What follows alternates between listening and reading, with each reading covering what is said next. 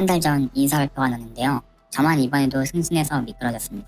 안녕 과장, 그게 바로 접니다. 저보다 먼저 중간 관리자가 된 후배도 있습니다. 동기들한테 밀려서 서러운 건 둘째치고 후배들 보기가 참 쪽팔립니다. 30년 동안 기업에서 인사를 했던 사람으로서 사실은 제가 그걸 많이 보기도 하고 또 저분들의 또 얘기를 들어드려야 되기도 하고 어떨 때는 또 그거를 해결해 드려야 되는 그런 입장이었다 보니까 가슴도 좀 아프기도 하고 또 좀 답답하기도 하고. 앞으로 회사에서 제 위치가 어떻게 될지 앞이 캄캄합니다. 그리고 요즘 경기가 어려워서 회사가 비상 경영에 들어간 상태인데요. 그 다음 단계는 구조 조정일 것 같아요. 직장인들한테 구조조정만큼 저승사자 같은 말이 없을 것 같아요. 진짜 두려운 얘기죠. 요즘 하루가 다르게 매일 뭐 하루에 뭐 대기업이나 네. 중소기업이나 구조조정을 하거나 그렇죠. 회사를 크로징하는 얘기들을 듣고 있습니다. 그래서 이게 정말로 큰 문제가 이제 시작됐구나라는 생각이 드네요. 거의 절반 이상의 직장인들이 이런 걸로 인해서 고민하고 있고 괴로워하고 네. 있고 불안과 두려움은 끊임없이 증가하고 있다. 과거에 비교해서 지금 40대가 한 6% 정도가 더 많이 나가는 걸로 정경영 자료에서 나왔더라고요. 40대가 다른 세대보다 더 많은 퇴사율을 갖고 있구나. 네, 느꼈던 건데 그게 통계치로도 나와 있군요. 네, 네. 네네.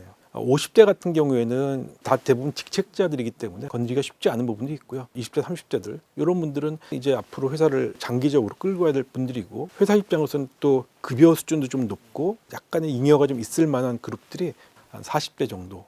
실무자들도 아니고 중간에 끼어 있는 그렇다고 의사결정자도 아닌 분들이 굉장히 많이 있기 때문에 이분들이 아무래도 조금 더 쉽게 이렇게 손을 댈 수 있는 이런 영역이 될 수도 있을 거고요. 조금 만만한 게 40대가 되는 경향도 좀 있지 않나. 이번 인사 발표 나고 나서 더 불안해진 이유는 와이프랑 좀 크게 싸워서인데요. 차라리 미리 퇴직금 두 개 챙겨서 가게를 차려볼까 물어봤거든요. 그랬더니 지금 자존심이 중요하냐, 진급이 중요한 게 아니라 지금 상황에서 어떻게든 버티려고 해야 하지 않겠냐고 하더라고요. 제 생각이 잘못된 건가요?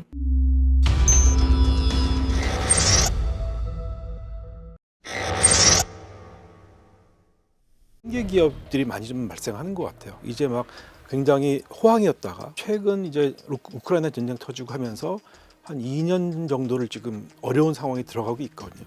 그 상황에 적응하지 못하는 기업들이 많이 나타나고 있는 거죠. 중견기업 이상이나 대기업들은 그나마 좀 나은 상황이고요. 스타트업들은 아예 없어져 버리는 네. 그 사람들은 구조조정을 걱정하는 게 아니라 당장 다음 달 월급을 걱정해요. 생존이 이슈라는 네, 거죠. 생존이 바로 위협이 되기 때문에 요즘 사회적으로 굉장히 큰 이슈가 되고 있고 네. 앞으로는 더 커질 수도 있다라고 네, 저는 네. 생각을 합니다. 저희가 IMF 때 봤잖아요. 그 OECD 자살률 1위였고요. 너무나 많은 분들이 극단적인 선택을 하셨잖아요. 사업을 하시는 분들, 직장에서 퇴사를 하신 분들, 가족이 하는 얘기, 주변의 지인들이 하는 얘기를 모으다 보면 결국은 외로웠던 거죠. 그리고 억울했던 거고요. 사실은 평생 고용이 당연한 생각이었죠. 한번 그 회사 들어가면 30년, 35년을 그냥 뼈를 묻는다. IMF를 겪으면서 그 패러다임이 다 무너진 거죠. 사회적인 트라우마가 분명히 지금 아직도 있는 것 같고요. 이게 단순히 개인과 기업을 넘어서 사회적인 영향이 굉장히 클 것 같아요. 사회적인 안전망이 확보돼 있지 않으면 이분들이 혼자 문제를 겪는 게 아니라 자녀들, 부인, 가정 전체, 사회까지 영향을 미칠 거기 때문에 장기적으로는 우리 사회가 이 사회적인 안전망을 어떻게 구축할 거냐. 과거 희망 퇴직 대상이 주로 50대 이상이었다면 이젠 30, 40대로 그 대상이 확대되고 있어 고용 한파는 더 심각해질 것이란 전망입니다. 조직의 구성을 보면 반드시 이게 피라미드 정도로 돼 있지는 않거든요.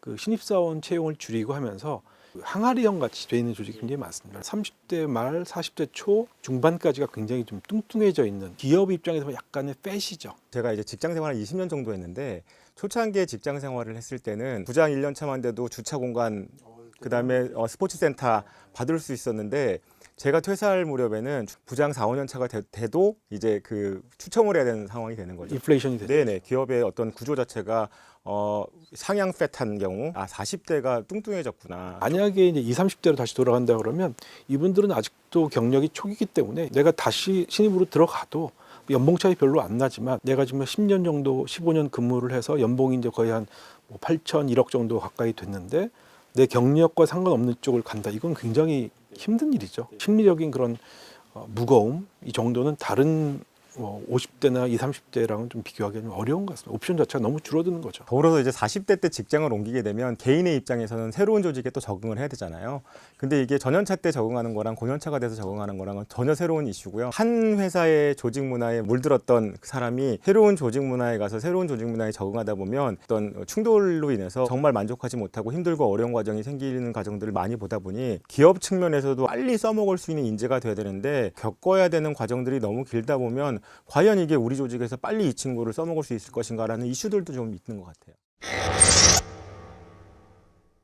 어떤 의미에서 저는 모든 직장인이 생존의 어떤 이슈를 가지고 그 안에서 살고 있다는 생각을 하게 돼요. 제 옆에 있는 동료가 저희 팀장님이 아니면 저희 후배가 어느 순간 회사를 그만둬야 한다면 마치 전쟁에서 동료를 잃는 것처럼 똑같이 힘들고 어려운 느낌들, 어떤 생각들, 그리고 심리적인 아픔들을 경험하지 않을까. 생존 증후군, 생존에서 아직 내가 여기 있다라는 것들 때문에 힘들고 어려운 것들을 겪었죠. 그래서 나도 언젠가는 그 대상이 될 수밖에 없겠구나. 그 다음 차례는 내가 될 수 있고 언제 경제 상황이 좋을지 모르는데 나 어떡하니라는 부분이 하나 있고요. 불안해지면 사람의 행동이 정상되기 어렵잖아요. 이제 그렇게 되면 사람들은 납작 엎드립니다. 내가 안 잘리기 위해서 현재 하고 있는 일을 열심히 하는 건 아마 거기까지는 할 거예요. 새로운 거를 시도 잘 안 하려고 그러죠. 직장이 우리를 원래는 보호해주고 우리 가족들, 그다음에 우리 아들 대학 보내는까지 비용 이걸 다 책임져 줬던 그런 존재였는데 어느 순간은 이제 나몰라라 하는 존재가 돼버렸던 거죠. 이제 회사가 나를 보호해주기는 어렵다 이런 생각들이 이제 자리 잡게 된 것 같습니다. 저희는 아무것도 예측할 수가 없는 상황이 됐고 그럼 예측하지 못하기 때문에 저희는 늘 두렵고 불안할 수밖에 없지 않을까라는 생각을 해보게 되네요.